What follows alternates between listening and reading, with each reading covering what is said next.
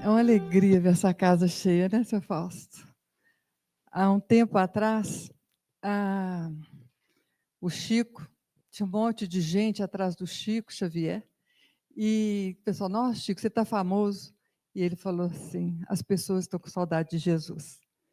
E hoje, apesar de saber que as pessoas também estão com saudades do Emerson, nós sabemos que estamos todos com muita saudade de Jesus. Nós agradecemos imensamente porque o objetivo da palestra da semana inteira, da semana da Feira do Livro Espírita, é a divulgação da doutrina espírita e o Evangelho de Jesus. Nós, espíritas, precisamos ler para podermos desenvolver a fé raciocinada, para observarmos a responsabilidade dos nossos atos na vida nossa e do outro, né? O tema dessa semana é Jesus no Lar. Tem um livro do Chico Xavier que fala Jesus no lar, mas nós estamos buscando trazer Jesus para o nosso lar. Onde eu estou, ali pode ser meu lar.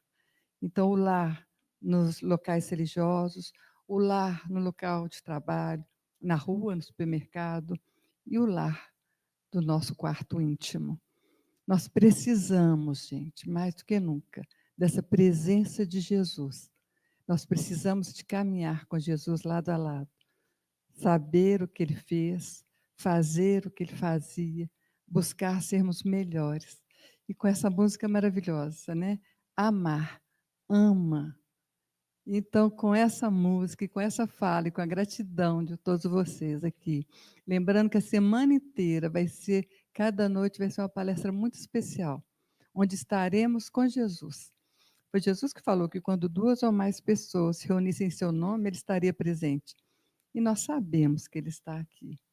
Nós sabemos, talvez não tanto por mim, pelos trabalhadores da casa, mas pelos trabalhadores do plano espiritual e por cada um daqueles de nós que aqui adentra, buscando auxílio ou buscando auxiliar. Então, Jesus está aqui sim. Então, vamos elevar nosso coração mais uma vez, entregando para esse mestre de amor, porque Jesus, precisamos muito de você conosco. Nós estamos no empenho de te tirar da cruz e colocá-lo do nosso lado. Mas também estamos no empenho de colocá-lo dentro do nosso coração, para que as nossas atitudes possam significar a sua presença em nós. Ensina-nos, Jesus, realmente a entender o que é amor, cuidando de cada um daqueles que frequentam o nosso dia a dia, dos dois planos de vida, buscando cuidar da gratidão dos inúmeros presentes que Deus nos oferta no dia a dia, que saibamos vê-los, percebê-los e agradecer esses presentes, esses mimos de amor, a própria vida. Então, Jesus, que nessa semana, e que hoje em especial, consigamos te sentir ao nosso lado, em todos os instantes, e assim saibamos como te levar ao nosso lado, no nosso dia a dia, em todos os instantes também.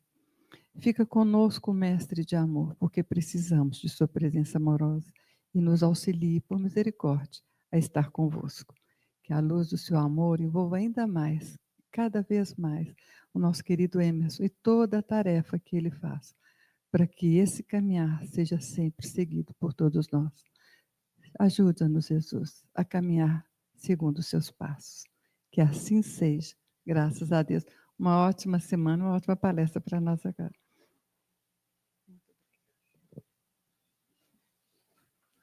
Boa noite, gente. Esse boa noite foi muito fraco. Boa noite, gente. Já acordou até quem cochilou. Então, olha, você já me conhece, ou uma parte já me conhece, eu sou de uma casa espírita que é o Lar Fraternidade Maria de Nazaré. Lá é um abrigo com crianças e adultos com paralisia cerebral. Quem tiver a chance de conhecer, a gente marca uma visita lá. Fica no bairro Rio Branco, na região da Pampulha, fica pertinho daqui, 10 minutos a pé. A gente vai até a Contorno e lá pega outro transporte. Então, vocês imaginem, quando o nosso tema vem para discutirmos sobre educação e religiosidade, a gente começa com uma colocação de Diotima. Diotima sacerdotisa mestra de Sócrates, ela dizia para nós que o trabalho do mestre é como o trabalho da parteira, trazer à luz a beleza escondida dentro da criatura humana. O trabalho do mestre é como o trabalho da parteira, trazer à luz a beleza escondida dentro da criatura humana.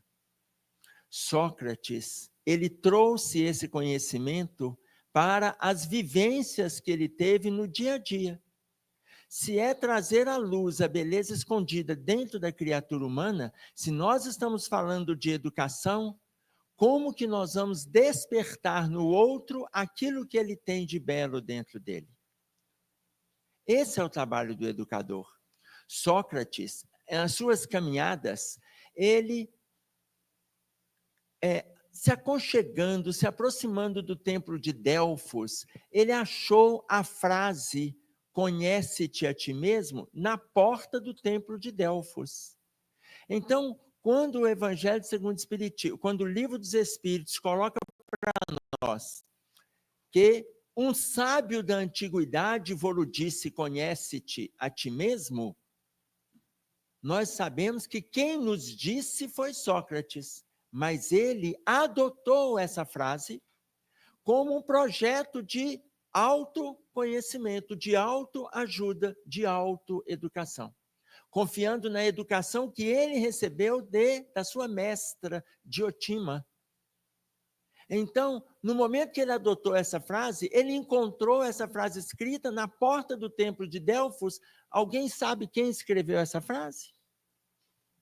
Até hoje, esse escritor, 400 anos antes de Jesus, 430, 440, porque Sócrates viveu entre 470 e 399 antes de Jesus, até hoje esse escritor anda entre nós na sociedade. Sabe quem é? O pichador. Tá cheio de escritores na rua, gente. O pessoal está pichando patrimônio público e privado. Quem escreveu na porta do templo de Delfos? Um pichador. Alguém pichou essa frase e ninguém nunca soube porque faltou a assinatura. A diferença é que Sócrates adotou como postura de vida. E ele não só adotou como postura, como outros filósofos o fizeram por amor. Empédocles, para ele definir o amor, ele dizia que o amor é o sentimento que preside a ordem do mundo. Tudo vem através do amor.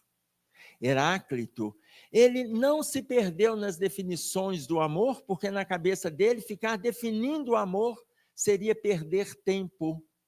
E ele não poderia perder tempo. Parece que Heráclito passou despercebido, sendo que a partir da definição a gente vai para o entendimento, a partir do entendimento a gente vai para a vivência. Vocês veem que Hipócrates, ele também não se preocupou em definir o amor, mas ele se preocupou em trabalhar com as doenças que acometiam na época, porque se as pessoas estiverem livres do adoecimento, elas estariam prontas para amar. E a doença que mais acometiam as pessoas naquela época era a melancolia. Melancolia, que do grego significa humor negro. Humor negro. E ele já trabalhava ali com uma solução para a melancolia. E ele descobriu que se pegasse essa pessoa melancólica, esse termo melancolia, ele perdurou por aproximadamente 2.200 anos. 2.200 anos, mais ou menos 350 a 400 antes de Jesus, até 1800 e alguma coisa, quando surgiu o termo novo que substitui a melancolia, que se chama depressão. Depressão. Tanto que o Evangelho segundo o Espiritismo, no capítulo 5, Bem-aventurados aflitos, no item 25, está intitulado A Melancolia. Mas hoje nós sabemos que é o estado depressivo. E Hipócrates, preocupado com as pessoas deprimidas, naquela época ele já começou a trabalhar para tirar as pessoas deste estado. E ele descobriu que tinha uma técnica. Pegava o paciente que estava melancólico, portanto deprimido, levava o paciente até o alto de um penhasco de aproximadamente 200 metros de altura, empurrava a pessoa no mar. Se ela saísse nadando, ela estava curada de depressão. Me perguntaram, Emerson, você sabe quantos saíram nadando? Não sabemos. Mas é provável que quem saiu nadando na encarnação seguinte veio com a síndrome de pânico, tá? Ou medo de altura, acrofobia. Tá claro? Mas na época era o tratamento. Esse tratamento nós temos hoje na Terra. Qual o nome? Qual o nome, gente? Vocês têm até 9 horas para responder. Qual o nome desse tratamento que nós temos hoje na Terra? Tratamento de choque. Tratamento de choque. Eu fui numa casa espírita e me falaram assim, suicídio. Eu falei, filho, isso não é tratamento, isso é morte. Então, esse tratamento nós temos hoje na Terra, que é a eletroconvulsoterapia. Veja bem, a eletroconvulsoterapia, tratamento aplicado aqui, quando o quadro está adiantado, esse tratamento também tem no plano espiritual. Quem relata para nós? Manuel Filomeno de Miranda, na psicografia de Divaldo Franco, no livro Tormentos da Obsessão. E ele fala de diversos pacientes que precisam passar pela eletroconvulsoterapia no plano espiritual, diferente da nossa aqui, para despertar espíritos que estão hibernando e não acordam para o movimento de espiritualidade. Tanto que a pessoa que está neste estado, desencarna neste estado, inúmeros acham que vão melhorar quando chegar do lado de lá. Sendo que lá é uma continuação do que está aqui na Terra. Como relata para nós Aparício Torelli. Aparício Torelli, ele foi jornalista e escritor que nasceu na cidade de Rio Grande em 1895 e viveu até 1971. Aparício Torelli, ele dizia para nós que o que se leva desta vida é a vida que se leva. O que se leva desta vida é a vida que se leva. Veja, Aparício Torelli, ele não tinha vínculo com a doutrina espírita, mas era um estudioso. Ele passou na história com o nome de Barão de Itararé. Então, como vocês podem perceber, o movimento de educação, ele vai acontecendo ao longo dos séculos. Se nós trouxemos que os filósofos já falavam do amor lá atrás, e a partir do movimento de autoconhecimento que nós vamos conquistar, Felipe Pinel, quando ele assumiu a direção do Hospital de Labicêtre, na França, o psiquiatra mais novo que assumiu a direção do Hospital de Labicêtre em Paris, a primeira atitude dele foi desacorrentar os loucos que estavam acorrentados nas pilastras do hospital, no porão do hospital. Quando ele tomou essa atitude, o conselho se reuniu, a diretoria se reuniu e chamaram Felipe Pinel e perguntaram para ele se ele também estava enlouquecendo. O que ele iria fazer? E ele disse que ele iria desacorrentar os loucos, porque ele iria amá-los. E ele não queria vê-los sendo tratados como animais. Ele iria amá-los, porque eles teriam que ser tratados como gente. Ele estava fazendo uma revolução na psiquiatria através do sentimento de amor, que muitos de nós nem conhecemos que esse processo começou a partir dele. Mas, quando a gente traz para o nosso dia a dia, falando de religiosidade e educação, não só a educação, mas também a educação, nós vamos ver como que o Livro dos Espíritos traz para nós. Se a gente pegar em Lei de Sociedade, na terceira parte do Livro dos Espíritos, a questão de número 766, ele coloca para nós que a vida social está na natureza. Se a vida social está na natureza, quando a gente escuta e lê essa informação, a gente pensa lá na natureza. Mas a gente precisa pensar que essa vida social está aqui nessa natureza. Aqui.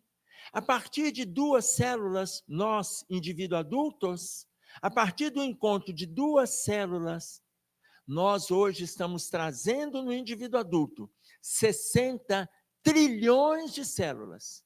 E a vida social está aqui. Nós temos 100 bilhões de neurônios. A vida social está aqui. Eu tenho que lutar para manter esta vida social em equilíbrio, para levar equilíbrio para aqueles que convivem comigo. Se eu excedo nas viciações, as viciações estão aí. A gente pode exceder, a gente pode não exceder e pode apenas usar, como a gente pode dispensar. Qual é a nossa escolha? E aí depende da gente. Se for um processo autoeducativo, me libero das viciações. No processo autoeducativo.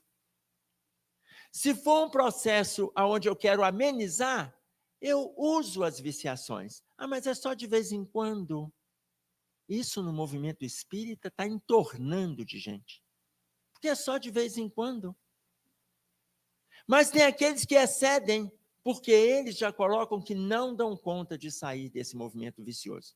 E eu estou colocando vícios concretos. O álcool, o cigarro, a maconha. Eu não estou falando dos vícios emocionais, dos vícios morais, não. Porque a gente fica livre do ciúme, da vaidade, da arrogância, da pretensão, da irritabilidade, da indisciplina. É muito mais difícil. Para a gente se libertar desses vícios, a gente demora séculos. Mas eu ficar livre da bebida é uma escolha. Então, qual que é a nossa escolha? Qual é a nossa escolha? O movimento não é autoeducativo? O conhece-te a ti mesmo, trazido por Sócrates, e até hoje estudado por nós dentro da doutrina, ainda sem entender a profundidade dele, ainda sem entender, faz a gente decidir se nós somos capazes de nos libertarmos dos vícios físicos hoje ou deixar para o futuro. São as nossas escolhas. Mas a gente é livre para escolher. Então, o movimento autoeducativo vai me ajudar. Eu preciso de lidar com uma alimentação saudável, eu preciso lidar. Por quê? Eu educo 60 trilhões de células. Eu equilibrado, eu dou conta de ajudar.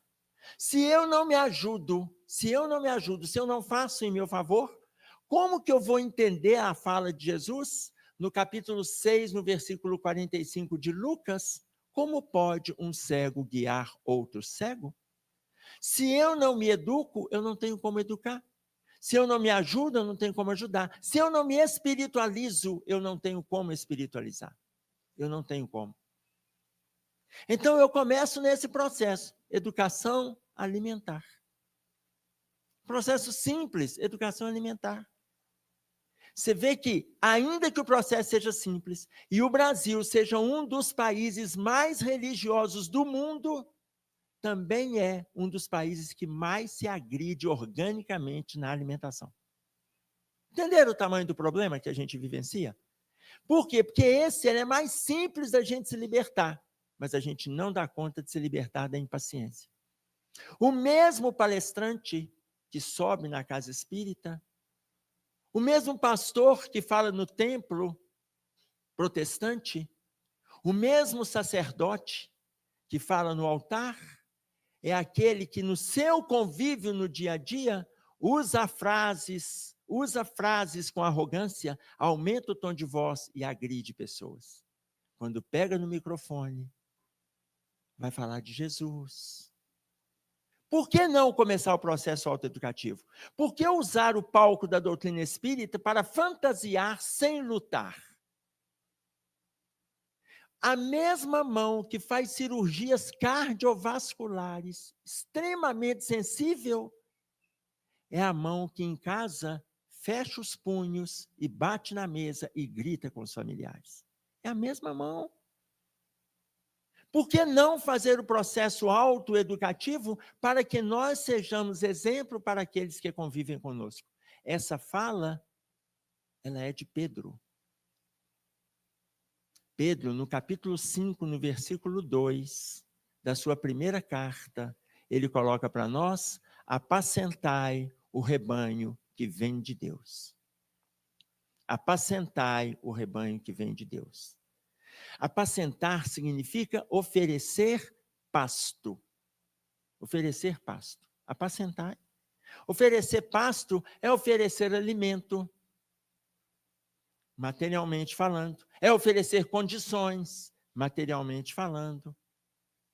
É oferecer roupa, escola, lazer. Materialmente falando, apacentai.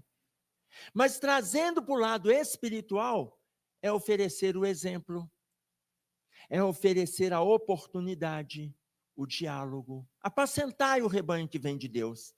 Ora, se eu estou lutando para trazer esse equilíbrio para esta família que está aqui, inserida, constituindo o indivíduo adulto, imagina a gente fazendo isso para os nossos familiares, o marido, a esposa, os filhos, e depois a gente extrapolar isso no ambiente de trabalho, na casa espírita. Apacentai o rebanho que vem de Deus. Ora, eu fazer isso na minha casa. Na minha casa. Uma vez uma pessoa ligou lá para minha casa para poder marcar palestra, eu não estava. Minha esposa atendeu, e aí a pessoa pegou e falou assim: "Olha, já que o Emerson não está, você pode me responder uma pergunta?" Ela falou assim: "Posso? Deixa eu te dizer, o Emerson faz tudo aquilo que ele fala na doutrina espírita?" Ela falou assim: "Não, não faz não. Porque se ele fizesse tudo aquilo, ele não era espírita, ele era um anjo. E ele não estava encarnado e nem eu casada com ele. Então, para a gente ficar sintonizado, ele não faz tudo, mas ele anda miudinho para cumprir, e aí a gente tem que andar miudinho também." E é muito interessante isso, por quê? Porque é a nossa luta, não tem ninguém que nos revela mais do que os nossos familiares. Porque a nossa consciência ainda nos sabota, mas os nossos familiares são os nossos maiores juízes. Esses são os nossos juízes. A sua esposa, o seu marido, seus filhos, eles te conhecem. Eu tenho um amigo que ele estava fazendo a palestra na casa espírita, e aí o filho dele estava assistindo na adolescência, na época. Quando ele terminou a palestra, ele perguntou ao filho dele se o filho tinha gostado, se tinha entendido. Ele pegou e falou assim: "Pai, eu gostei, mas aquele é o pai que eu gostaria de ter." E o pai silenciou. Porque a questão não é falar, gente. E não é ser aquilo que fala. É a gente lutar por aquilo que fala. E isso todos nós temos que entender. Nós não temos que sair daqui perfeitos. O capítulo Ser Melhor, do livro Reforma Íntima Sem Martírio, Hermance Dufault, ela coloca que nós não estamos na Terra para sermos o melhor. A gente está na Terra para ser melhor.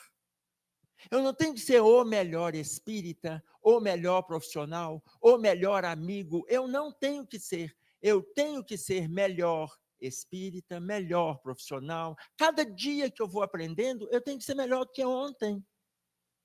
Quantas pessoas, no movimento de apacentar, em vez de oferecer o exemplo, chegam em casa pessimistas?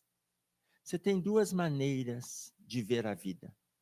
E você pode utilizar as duas maneiras. Você pode ver imagine que a vida é um carro. E você pode ver a vida pelo para-brisa, mas você precisa ver a vida pelo retrovisor. Mas o retrovisor, ele é uma referência, mas ele não é o seu norte. O norte é o para-brisa. O norte é o para-brisa. Tem pessoas que são pessimistas, angustiadas, tristonhas, agressivas, o palavreado chulo, porque elas vão vendo a vida o tempo todo pelo retrovisor. E vão vendo a vida só aquilo que já passou. Ah, mas lá atrás. Ah, mas quando eu era. Ah, quando eu fiz. Naquela época eu... Para. Não tem problema a gente gostar da vitrola, gente. Não tem problema você gostar da vitrola. Mas você viver com a vitrola é problema. A sua cabeça não pode ficar lá. Você pode gostar do radinho de pilha, não tem problema. Mas a cabeça não pode estar lá. Então, a gente tem o retrovisor apenas como uma referência daquilo que a gente já passou. Mas e o para-brisa? O que a vida está me apresentando? Se Pedro nos pede apacentai o rebanho de Deus, o que eu tenho para oferecer? O que eu tenho para oferecer? Enquanto espírita, enquanto trabalhador, enquanto quem está batalhando, conquistando? Não, lutando. Estávamos no culto no lar lá em casa, e eu falei com a minha esposa e as minhas filhas assim, a gente precisa se atentar para não levantarmos de manhã, cumprimentarmos, tomarmos café, sair daqui bem-humorado e se envolver com as desgraças sociais que estão acontecendo na Terra. Se envolver. A gente precisa se informar, mas não nos envolvamos com as desgraças sociais. Porque daí a pouco a gente está mudando o nosso humor, está mudando as nossas relações, a nossa cabeça está imensa e a gente não sabe por que está tão cansado. Aí minha esposa falou assim, meu bem, eu não gosto que você fale a palavra desgraça. Eu falei, mas desgraça é infortúnio, dificuldade, transtorno, problema. Ela falou, então fala infortúnio, dificuldade, transtorno e problema. Não precisa falar desgraça. Eu falei, tá bom, eu vou tentar mudar. Passei o Evangelho segundo o Espiritismo para ela abrir ao acaso. E ela abriu. A desgraça real. Falei, tá vendo? Até o Evangelho segundo o Espiritismo fala em desgraça. Está lá no capítulo 5, bem-aventurados aflitos, um item inteiro falando sobre a desgraça real. E eles colocando que a desgraça real é nós termos acesso a tudo isso aqui e não praticar nada disso. É conhecermos, é pregarmos, é idealizarmos, é desejarmos, mas não trabalharmos. Então, apacentai o rebanho de Deus que está entre vós, apacenta. Apacenta. O que eu posso ensinar para os que convivem comigo? E não verbalizado, mas sentido e agindo. O que eu posso fazer? André Luiz, no livro Sinal Verde, ele coloca para nós assim, nunca fale aos gritos abusando da intimidade doméstica. Nunca fale aos gritos abusando da intimidade doméstica. Vocês já notaram como é que a gente conversa nos ambientes? Vocês já notaram quando a gente conversa em casa? É semelhante? A mesma coisa? Está muito diferente? Quem dera, olha o André Luiz colocando também no Sinal Verde, quem dera se nós dermos conta de tratar os nossos familiares como a gente trata os transeuntes da via pública. Gente, a gente do lado de fora de casa, a gente é charmoso, gostoso, interessante, bom de diálogo, bom ouvinte, acolhedor, nós somos tudo isso. Vai viver com a gente. Tá claro? Quando ele fala isso, ele está visitando os lares. Ele está visitando os lares. Ou seja, nós temos uma noção ampla de religiosidade, no nosso caso, ainda mais de religião, porque sabemos a somatória daquilo que a doutrina espírita traz para nós. Tanto que no livro Sol nas Almas, no capítulo 58, o espírito de André Luiz, na psicografia do Chico, ele coloca para nós, o espiritismo não é uma simples religião como as demais. É um método de viver. Ele não é uma simples religião como as demais, um método. Então, como que nós estamos exercendo esse método nas nossas relações? Apacentai, como que eu estou dando exemplo dentro da minha casa? Porque os nossos maiores julgadores estão ali dentro. Não que eles nos penalizarão, nada disso, mas eles estão nos observando. O que a gente está oferecendo? Quando esse palestrante chegou para mim e falou a resposta que o filho dele deu no final de uma palestra, foi uma revolução no estado íntimo dele. E o melhor de tudo, ele se calou. Ele se calou. Por quê? Porque aquilo ali era reflexivo. Quando alguém nos apresenta para nós, nós temos que aprender a silenciar. Quando alguém nos apresenta, vocês vão lembrar no capítulo 8 de João, quando Jesus estava pregando, gente, Jesus estava falando de amor. E aí chegaram os apedrejadores, os acusadores, os fariseus. pegamos essa mulher em pleno adultério. A lei manda que ela seja apedrejada. É tu que dizes. É tu que dizes. E Jesus, olha aqui, esse questionamento no capítulo 8 de João, Jesus não respondeu nada. Ele se abaixou e começou a escrever na areia. Alguns autores dizem que Jesus fazia garatujas. Garatuja é aquele rabisco que as crianças fazem com 2, 3, 4 anos com lápis de cera na mão. Ô, gente, Jesus, um homem velho daquele vai ficar fazendo garatuja? Um sábio daquele vai fazer garatuja? E aí a espiritualidade coloca para nós, a partir da segunda vez, quando João coloca nesse capítulo 8, Jesus não respondeu nada, ele estava escrevendo na areia, e eles perguntaram pela segunda vez, é tu que dizes? E aí, Jesus já tinha escrito na areia várias dificuldades daqueles agressores. Ele olhava para um e escrevia, mentiroso. Olhava para o outro, sexólatra. Olhava para o outro, alcoólatra. Olhava para o outro, ciumento. Para o outro, possessivo. Quando fala, é tu que dizes, Jesus se levanta. Só apresenta a areia. Aí a resposta do Cristo, atire a primeira pedra quem estivesse em pecado. Eles estavam de olho no pecado deles. Aí uns disseram assim, mas Jesus estava julgando. Ele não estava julgando, ele estava apresentando para eles quem eles eram. Quando este palestrante me disse que o filho dele o apresentou para ele, e ele silenciou, ele precisava entender. Ele precisava de fazer um movimento de autotransformação, e ele veio nessa luta.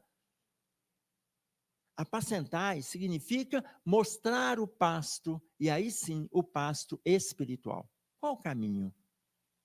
Qual o caminho? Um outro exemplo. Eu estava num seminário sobre família, e aí eu falei da gente não deixar que os nossos filhos, principalmente quando estiverem na adolescência, entrarem na adolescência, não deixem que eles fiquem a partir de 11 horas, 11 da noite. Não deixem que eles fiquem no computador, tablet, celular, não deixem, eles precisam dormir. No máximo, se puder antes, ainda melhor. Aí uma garota levantou a mão. Na hora que ela levantou a mão, ela, posso falar? Eu falei, pode, minha filha. Ela falou assim, e quando a mãe da gente não tem educação para nos educar? Eu falei, como? Emerson, e quando a mãe da gente não tem horário? Eu falei, como assim? A minha mãe não respeita, não, ela vai virando à noite. Minha mãe ela não tem disciplina. Eu falei, filha, a sua mãe está aqui nesse auditório? Ela falou, está aqui do meu lado. Eu falei, bom, então já que ela está aqui, ficou fácil, conta para a gente. Aí ela falou assim, Emerson, lá em casa, eu mando minha mãe desligar 11 horas, eu nem sabia que você ia dar esse exemplo. Eu falei, como que você faz? Ela falou assim, eu perguntei, quantos anos você tem? Ela falou assim, eu vou fazer 11. Mas só mora eu e minha mãe. Então, eu fico lá no meu quarto, coloco o meu celular para despertar, 5 para 11. Quando meu celular desperta, eu grito no meu quarto assim, mãe, 5 minutos. Na hora que dá 11 horas, eu saio da minha cama, vou lá no quarto dela e encosto na porta e falo, mãe, 11 horas. Ah, filha, pode deixar, vou desligar. E eu falei assim, e sua mãe te obedece? Ela falou assim, obedece. Eu falei assim, alguma vez a sua mãe te desobedeceu? Ela falou assim, já. Eu falei, o que você fez? Eu falei com a minha mãe, 11 horas. E minha mãe olhou para mim e falou assim, o computador é meu, a casa é minha, quem manda em você sou eu uso o computador para trabalhar, eu uso para jogar, e isso é problema meu. E você trata de dormir, porque também quem manda em você sou eu. Eu falei, o que você fez? Eu fui dormir, porque quem manda em mim é ela. E aí, filha? E aí, no dia seguinte, quando eu acordei para ir para a aula, ela estava dormindo. Eu peguei e coloquei senha em tudo e não deixei ela usar nada. E fui para a aula. Quando eu voltei na hora do almoço, a minha mãe falou comigo, tira a senha disso tudo. Ela colocou senha no celular, colocou senha no computador, colocou senha em tudo. Foi embora. A mãe dela falou que ia acabar com ela. eu vou te dar um couro que você vai ver. Ela falou assim, você pode me bater, mas eu não vou tirar a senha, eu só vou tirar amanhã, porque a senhora está de castigo e eu vou te deixar 24 horas de castigo. E aí ela ameaçou, ela falou que não ia tirar, a mãe não bateu nela e a mãe ficou de castigo 24 horas. No dia seguinte, quando ela levantou, ela pegou e tirou tudo, foi embora para a aula. Quando ela chegou, a mãe dela estava lá se deliciando, né, viajando, enfim. No computador, no celular, usa tudo, é uma beleza. E aí, na hora que a mãe deu um intervalo, ela falou assim, mãe, foi a primeira vez que eu te coloquei de castigo, mas eu espero que seja a última. Sabe por quê, mãe? Se a senhora não me obedecer e não desligar 11 horas da noite, não desligar, da próxima vez eu vou colocar senha em tudo outra vez e a senhora vai ficar 48 horas de castigo. E se a senhora continuar me desobedecendo, da terceira vez vai ser 72 horas. E eu vou aumentando 24 horas cada vez que a senhora me desobedecer. Não, filha, pode deixar. Eu falei, sua mãe está obedecendo, direitinho. Eu peguei e falei assim, bom, então, gente, aí eu pedi ao público, vocês vão me dar licença, que nós não estamos no tribunal, mas eu vou dar à mãe o direito de resposta. Aí a mãe pegou e falou assim, Emerson, ela é um espírito muito diferente. Só mora eu e ela veio para me educar. Eu não tenho educação nenhuma. E ela me ajuda. Ela me ajuda sem arrogância, ela me ajuda sem vaidade, ela me ajuda sem agressividade, e eu entendo que ela faz isso para o meu bem. E aí eu entendo com mais profundidade ainda, apacentai o rebanho de Deus que está entre vós, porque não é só a gente que apacenta, os nossos filhos também apacentam. Quantas coisas a gente aprende? Basta que nós saibamos ouvir. Mas nós temos um problema grave na escuta que se chama arrogância. E como que eu vou trabalhar a educação se eu sou arrogante? Se eu não aceito e é o meu jeito que as coisas funcionam. Os nossos filhos estão nos vendo. Os nossos filhos estão nos vendo. Então, a partir do momento que a gente está dentro de casa, vou pegar exemplos simples. As mães ensinam as filhas para lavar calcinha debaixo do chuveiro. Que eu concordo. Mas por que não ensina os meninos que é para lavar cueca debaixo do chuveiro? Por que as meninas lavam calcinha, mas os meninos colocam a cueca no cesto?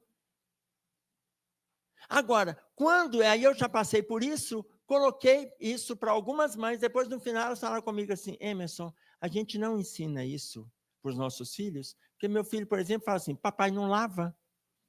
E aí a pergunta agora é outra, então por que o pai não lava?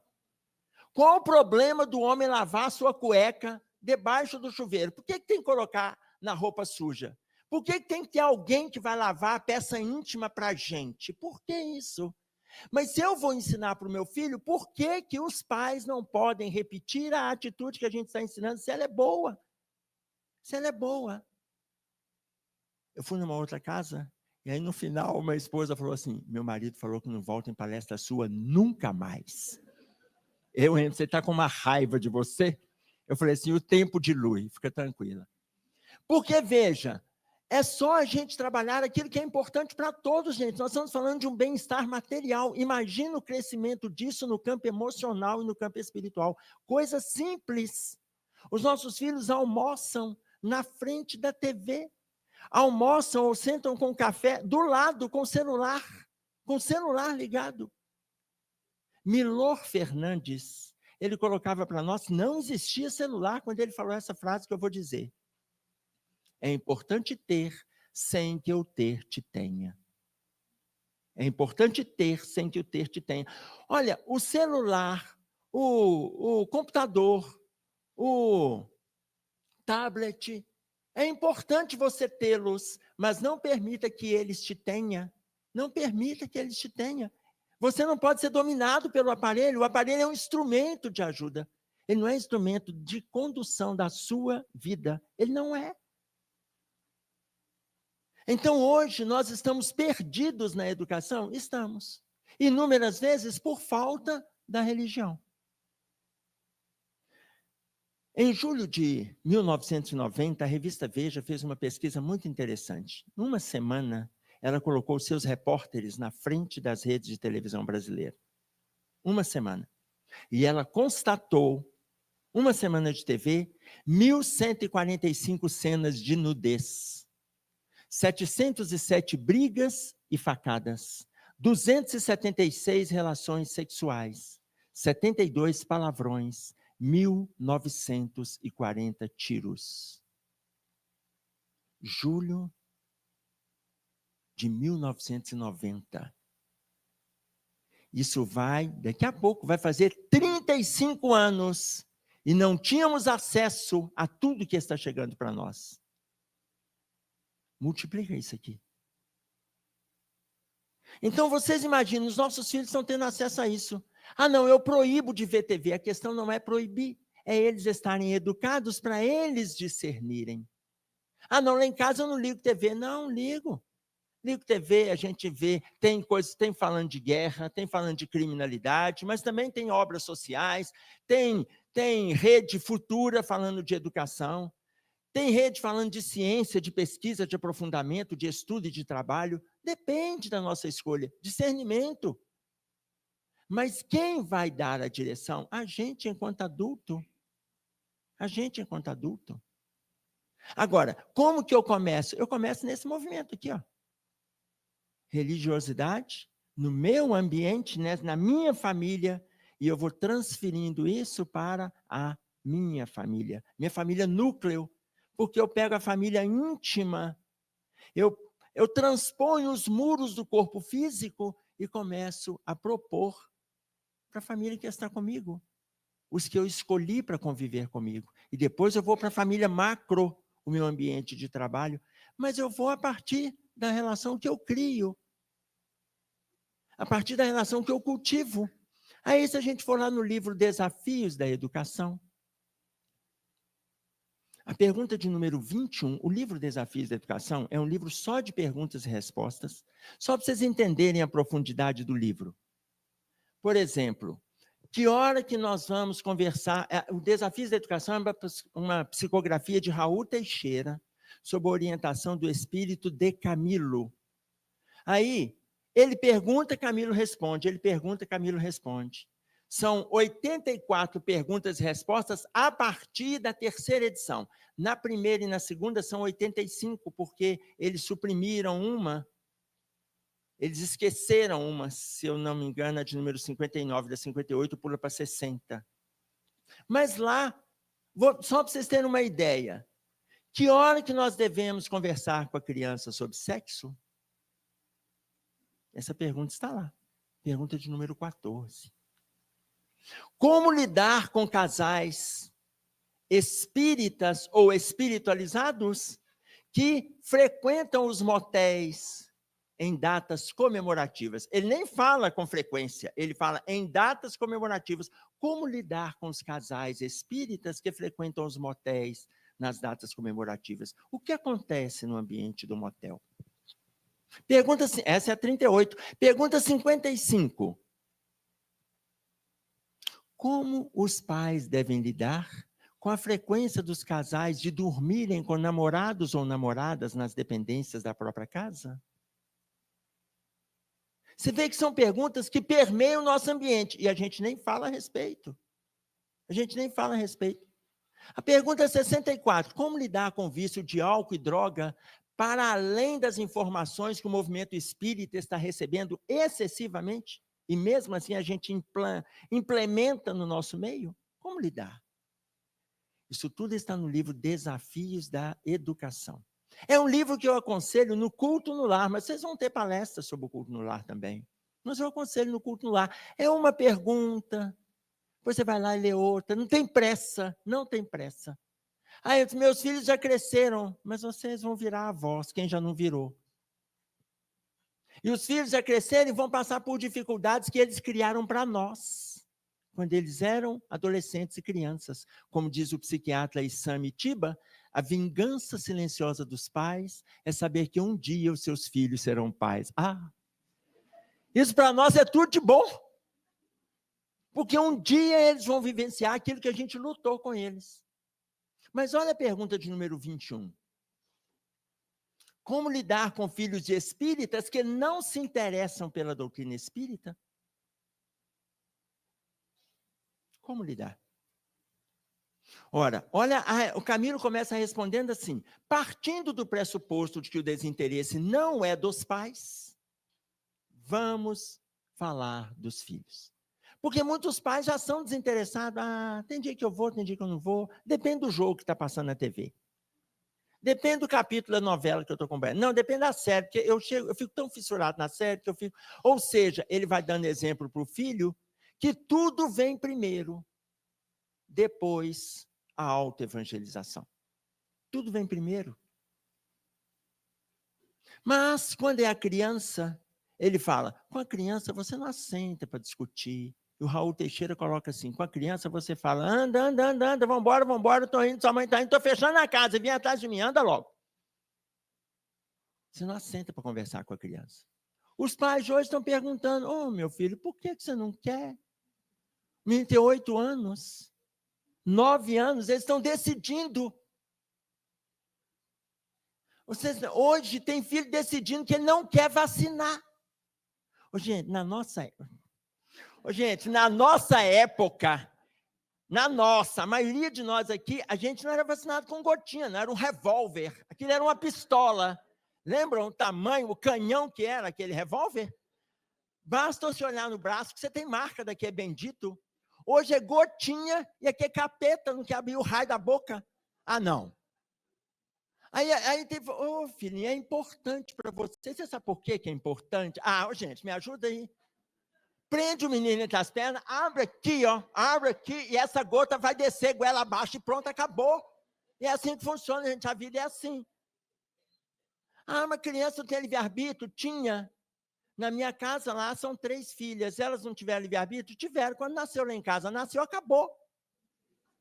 Gente, a Terra tem mais de 4 bilhões de lares, elas poderiam escolher qualquer casa, foi nascer na minha. Não. E depois, olha, entrou para 18 anos, a vida é delas. Mas é a gente que vai ficar atento. A gente que vai ficar atento. Com a criança, você vai conduzindo. Com a criança, é você quem conduz. E se ela não quiser, vem assim mesmo. Ela é criança. Adolescente, 12 anos, 13, 14. Aí, olha o que Camilo responde. Com o jovem, você use os meios de persuasão necessários. Use o meio de persuasão. Gente, o que nós mais temos é meio de persuasão. Hoje eles adoram mostrar para nós o meio de persuasão. Eu contei para vocês a história da mãe, da filha educando a mãe. Por que nós não podemos educar os filhos? E aí, vou dizer para vocês um meio de persuasão. Uma forma, só pelo diálogo, você não precisa tirar nada dele, se você preferir. Meu filho, vão comigo hoje na reunião? Quantos anos tem esse rapaz aqui? 14. Você é filho de quem? Parabéns. Então, suponhamos, chamou por ele. Qual o seu nome, meu filho? O César veio numa boa ou você teve que insistir?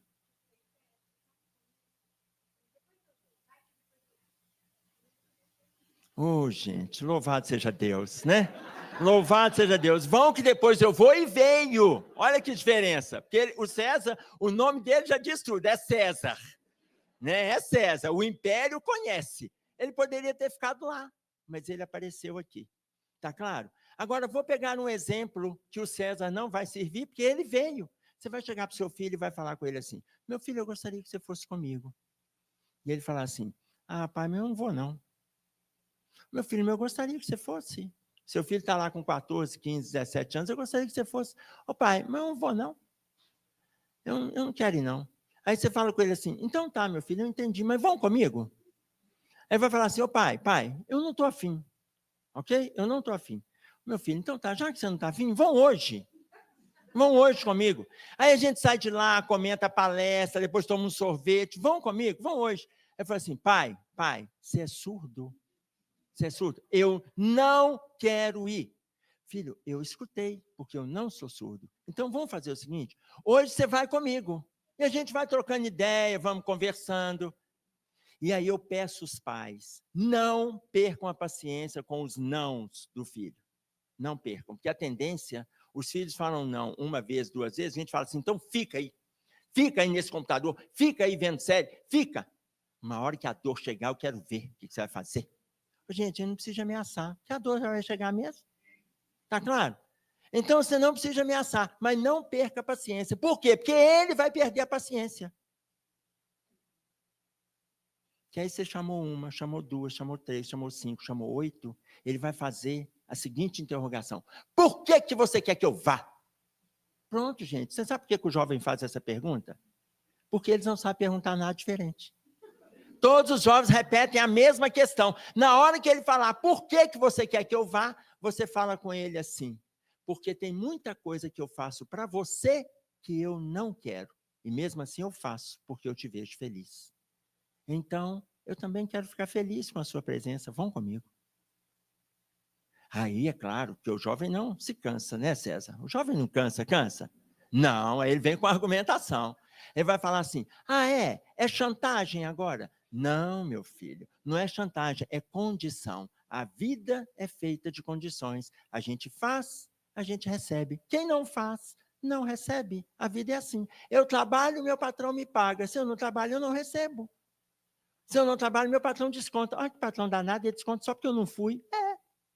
A vida é assim. Então não é chantagem, é condição. A vida é feita de condições. Aí ele vai falar assim, então já que você faz muita coisa por mim, o que você fez por mim até hoje? Porque o jovem não cansa. O que você fez por mim? Aí você fala com ele assim, tirando a área minúcia do espermatozoide do óvulo, porque se você está aqui, a responsabilidade é minha, eu não vou explicar detalhes. Aquele show que você foi há 15 dias atrás, quem te levou fui eu. Quem pagou a sua entrada fui eu, e quem liberou para você dormir na casa do seu amigo, fui eu também.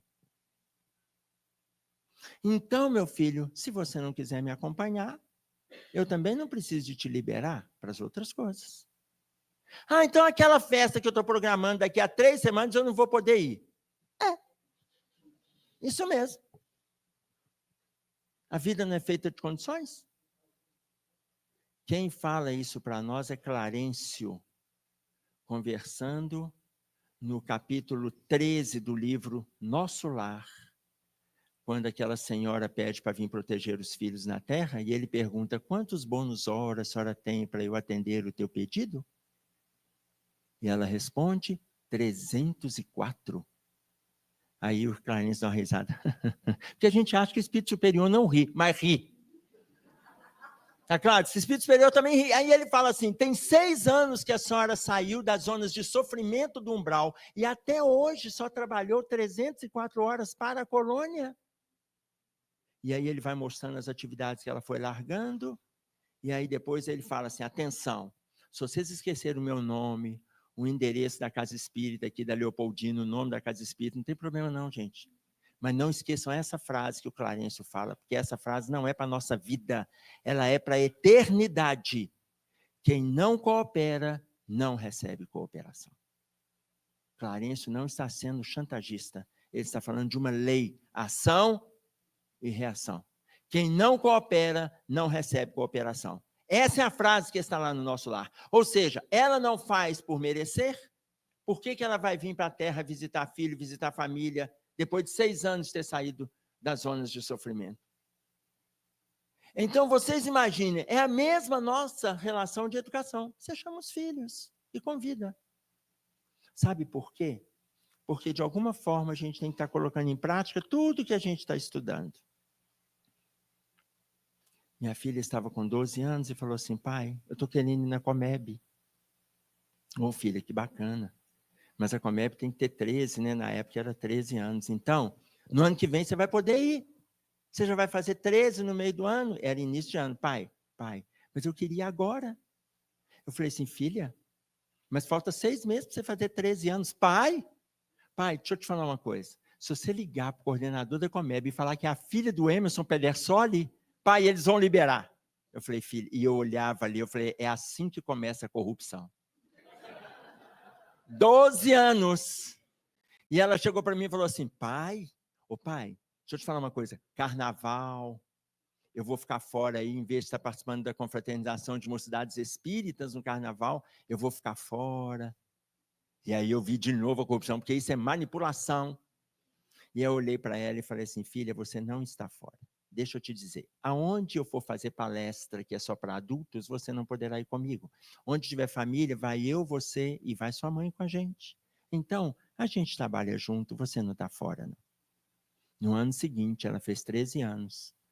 Isso já se passaram 10 anos e ela até hoje está na Comeb, trabalha na coordenação, se envolve com as tarefas. E pronto.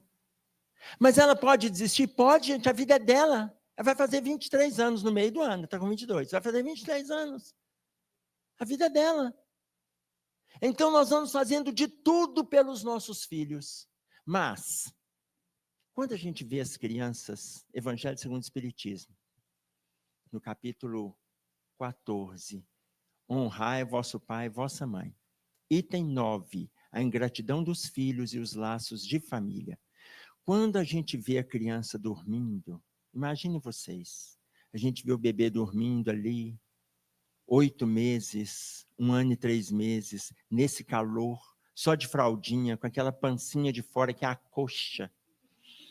Que dá vontade de a gente dar uma dentada no menino, dá vontade de a gente comer o menino, dá ou não dá? A gente olha para ele e fala, parece um... Todo mundo pensa a mesma coisa. Dá vontade de a gente comer o menino. Quando ele fica adolescente, a gente arrepende por que não comeu. Que ele acaba com a gente. Aí a gente começa o nosso processo de punição, de autopunição. E agora não tem jeito mais. Mas olha o que Santo Agostinho coloca para nós no item 9 do capítulo 14. Desde o berço, as crianças manifestam as tendências boas ou más trazidas de passado. Desde o berço. Ou seja, a gente olha e parece um, e de anjo ele não tem nada. Porque se fosse anjo, desde o berço não manifestava tendência boa ou má. Isso está no Evangelho. Ô Emerson, mas e quando jovem? Aí o Chico perguntou para Emmanuel, no livro Consolador, a pergunta de número 190, ele coloca para nós assim, quando os filhos são rebeldes e incorrigíveis, impermeáveis a tudo, o que devem fazer os pais? Quando os filhos são rebeldes e incorrigíveis, impermeáveis a tudo, o que devem fazer os pais? Resposta do Emmanuel. Quando os filhos são rebeldes e incorrigíveis, e são também impermeáveis a tudo, que os pais não descuidem da dedicação e do sacrifício, mas aguardem a ação de Deus no coração desse filho, porque Deus vai semear o amor no coração dele através de dores atrozes. Gente, o que ele está dizendo para nós? Nós não temos um ditado que fala, a palavra convence, o exemplo... Esse é só um ditado, que eu vou acrescentar nesse ditado popular. A palavra convence, o exemplo arrasta, mas só a dor transforma. Só a dor transforma. Se exemplo transformasse, nós não estaríamos na Terra hoje. Porque a gente já vem, como diz Inácio Ferreira, nós espíritas somos egressos da igreja, já aprendemos muito do lado espiritual, lá em outros séculos, mas a gente não colocou em prática. Por isso que hoje a gente tem facilidade para entender, para interpretar, para divulgar, mas agora é preciso fazer. Então, essa mesma colocação que o Emmanuel traz, também está neste item 9 do capítulo 14, colocando, se os filhos não atenderem o que os pais tentaram ao longo da vida, os pais não têm do que se culparem. Não têm do que se punirem, permaneçam com a consciência tranquila. Se nós fizemos, não temos por que nos punirmos. Está claro? Outro exemplo. Esse mesmo exemplo desta filha que eu falei com vocês, na pandemia, ela comprou, na época ela estava com 19 anos, ela ligou para as irmãs. Meninas, comprei 2 caixas de máscara da Shopee, a Shopee mandou 10. Leva para o escritório, começou a oferecer para as irmãs, eu tenho 3 filhas, começou a oferecer para as irmãs. Só um parênteses, nós temos um grupo de 5 pessoas na nossa família, porém eu não falo nada, eu fico 3 meses, 4 meses sem falar nada. Ah, claro, não fala nada. Aí, eu só entro se for necessário. Quando não é. E aí eu estou vendo lá. Meninas, uma ofereceu para o escritório, outra ofereceu para o estúdio. Leva. E aí eu falei assim, filha, ligue para a Shopee e veja quanto custa as 8 caixas de máscara para você pagar. Ou como que você faz para devolver as 8 caixas a mais que você recebeu. Aí uma das irmãs respondeu assim, kkkk, papai está lendo. Porque como eu não falo nada, acho que eu também não leio, né? E a outra mandou um emoji com o menininho para trás, assim. Quando eu cheguei em casa, perguntei assim, filha, você ligou para a Shopee? Ah, é, pai, liguei. Eles até me deram os parabéns, pai, mas aqui, você sabe, né, pai? Os parabéns é para você, não é para mim. É, filha, como é que foi a ligação? Eu liguei para eles falaram assim, olha, é a primeira vez que uma pessoa liga para cá para perguntar o que foi a mais para poder pagar ou para devolver. As pessoas só ligam para reclamar ou ligam para falar o que não chegou, ou para reclamar que chegou errado, ou para reclamar o que não chegou. Então, como você foi honesta, interligado para a gente e tal, pode ficar com as 8 caixas de máscara para você. Eu falei assim, filha, você corrigiu a pessoa que te atendeu? Pai, por quê? Falei, primeiro, filha, ele não pode te dar os parabéns por você ser honesta. Porque a gente está tão acostumado nesse país a ser desonesto que quando aparece um, a gente começa a elogiar. Esse é um problema para nós. E aí eu falei com ela assim, segundo, ele não pode te dar 8 caixas de máscara, ele não é dono da empresa. Você tinha que ter chamado a atenção dele e ter falado com ele, você não pode me dar, você vai pagar a empresa? Então eu vou devolver. Ela olhou para mim e falou assim, pai, é difícil demais conversar com você. Vocês estão entendendo como que a gente, em coisas simples, gente, nós vamos divulgando o mal-estar na nossa casa e vamos chamar, é o chamado tirar vantagem das situações. Meu Deus, nós estamos aqui para cristianizarmos, e isso independe de religião. Todas as religiões são boas, desde que a gente se dedique. O Espiritismo, ele não é uma simples religião, porque ele aprofunda, ele nos traz noções que muitas vezes a gente não tem em outras. Eu estive numa cidade do interior, no final o coordenador da Casa Espírita falou assim, Emerson, sabe aquele senhor que fez uma pergunta? Estava lá no meio, sei, me lembro, a pergunta dele foi bem elaborada. O Emerson, ele é o padre aqui da cidade. Ele é o Emerson, ele só vem aqui na Casa Espírita o dia que a palestra é sua. Aí ele vem, assiste, ele divulga na igreja. Ele divulga na igreja. Gente, eu assisti uma palestra de um cabeludo, que na época meu cabelo era maior, que foi na Casa Espírita aqui perto, ele falou assim, e ele não pode negar, porque todo mundo conhece ele, então ele entra na Casa Espírita, todo mundo cumprimenta o padre, beija a mão dele, e ele vai lá, senta, assiste a palestra, participa, depois leva os exemplos para a religião. Gente, é isso. A gente tem que saber conviver fraternalmente, nós não estamos disputando nada com ninguém. Se o meu filho não se adapta numa religião, ele pode se adaptar em outra, ele está ótimo. Eu quero que ele tenha noções de religiosidade, de cristandade, de fraternidade. Eu quero. Eu prefiro a doutrina porque ela nos esclarece de forma mais aprofundada, nos favorecendo o discernimento a partir do autoconhecimento. Não são conhecimentos vagos, mas tem outras religiões que aprofundam, tem pastores que aprofundam, tem filósofos que aprofundam, sacerdotes que aprofundam. Como tem filósofos, sacerdotes, pastores e espíritas que estão falando bobagem. Então vai depender do nosso discernimento. Vocês veem que à medida que a gente vai falando, nós estamos numa feira do livro. A gente vai citando referência. Para quê? Para a gente aprofundar. Não concordem com os palestrantes que venham aqui. Escutem, sorriam, reflitam e depois leiam. Leiam. A gente traz o que a gente estuda. À medida que a gente aprofunda, a gente tem mais para trazer. Todos nós faremos isso. E se a gente falar uma bobagem, você fez uma colocação que outro dia eu vi na obra, ótimo, a gente está aprendendo. Mas a gente consegue fazer isso voltando no versículo, apacentai.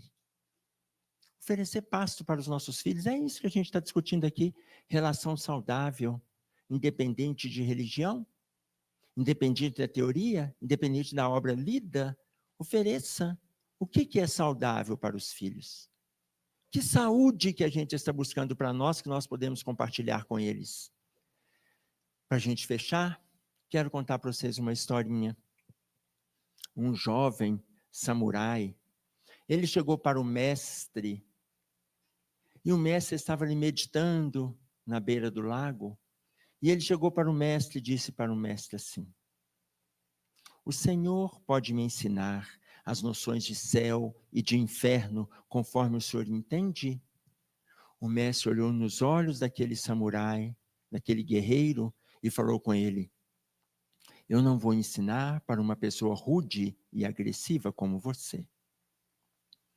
O jovem pegou a sua espada, tirou a espada da cintura, colocou a ponta da espada no peito do mestre e falou com ele assim: eu poderia lhe cravar esta minha espada por causa da sua insolência.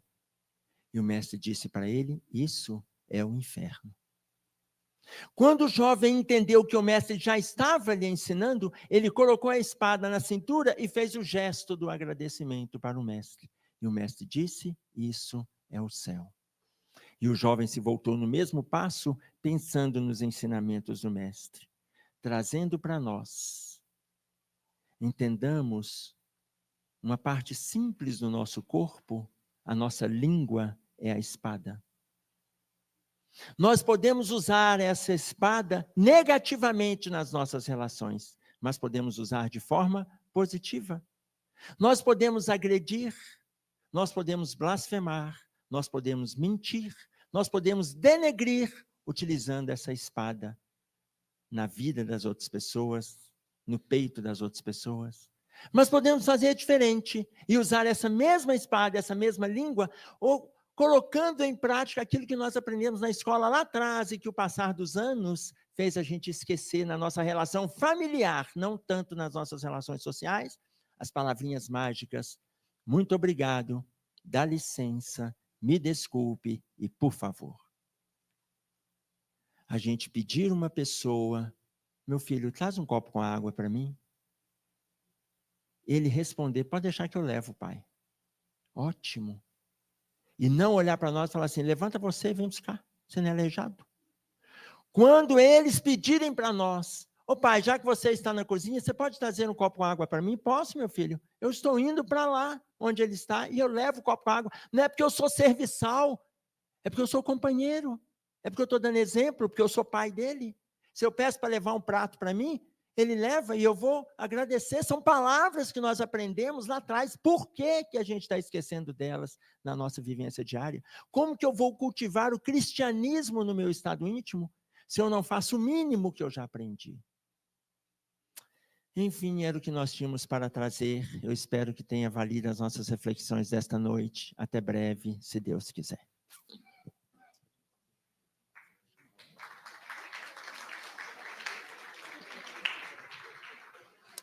Eu vou falar com vocês uma coisa. Quando eu vier aqui outra vez, vocês têm o hábito de bater palma para todo mundo que entra nessa casa?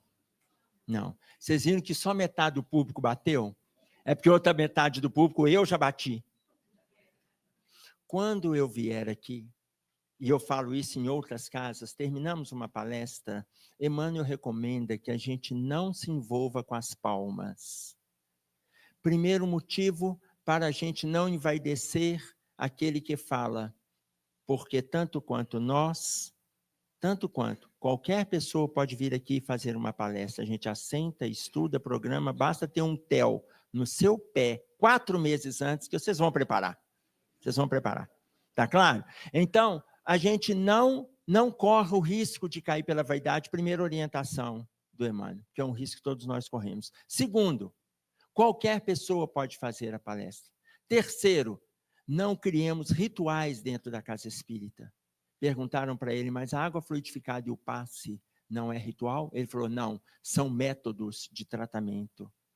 Então, a gente não precisa criar rituais, porque senão a gente começa assim: se gostar, bate palma, se não gostar, não bate palma. Se a gente gostou, a gente luta para colocar em prática. Se a gente não gostou, a gente assenta, estuda, aprofunda, usa as referências e vamos conhecer mais para ajudar, inclusive, quem fala. Combinamos? Oi, filha. Pode, façam isso na oração, mas não bata palma. Ele já está até ensaiando, ele está doido para bater palma. Então, tá certo. Eu que fico agradecido. Que eu citei. Então, eu fico agradecido a vocês, não pelas palmas, mas pelo bônus hora. Obrigado, viu, meu filho? Eu estou precisando de uma energia dessa. Obrigado. Roberto, você faz o encerramento para a gente?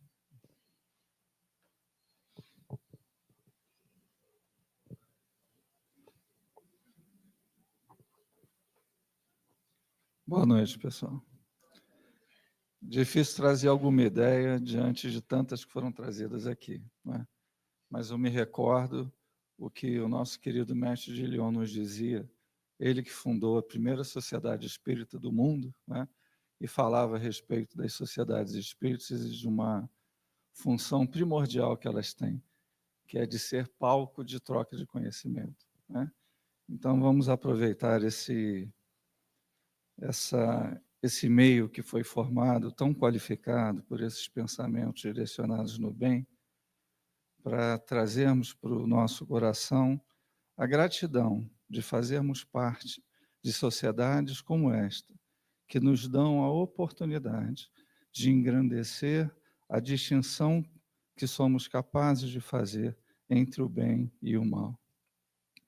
Que possamos aproveitar a boa vontade, a disposição, a experiência, o preparo, o estudo de amigos como Emerson, que aqui vem, para, acima de tudo, colocarmos nos nossos corações a convicção de que há propósito na lei de amor que nos alcança a todos. Que possamos compreender que a oportunidade da vida de educarmos e de sermos educados é vontade divina no caminho da nossa felicidade. Pedindo sempre o apoio e a motivação a partir do carinho incessante do Mestre Jesus, que certamente nesses momentos e em tantos outros se faz presente na nossa percepção, pela nossa boa vontade, de nos intuir e de nos motivar a cada vez mais colocarmos em prática aquilo que a razão já nos obriga pela nossa própria consciência.